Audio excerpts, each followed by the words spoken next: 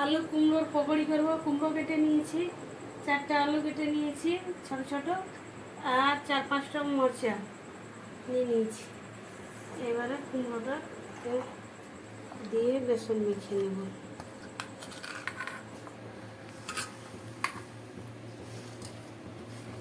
স্বাদ মতো নুন দিয়ে দিচ্ছি, একটু নুনটা দিয়ে মেখে নেব। এবারে বেসনটা দিয়ে দেবো, অল্প অল্প জল দিয়ে মেখে নেব। এবারে তেল গরম হয়ে গেছে, অল্প অল্প ছেড়ে দেবো।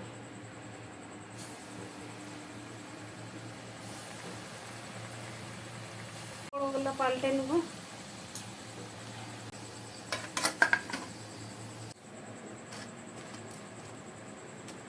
এরকম কত সুন্দর পকোড়াগুলো হয়েছে, আলু আর কুমড়ো আর কাঁচা মরচা দিয়ে পকোড়া।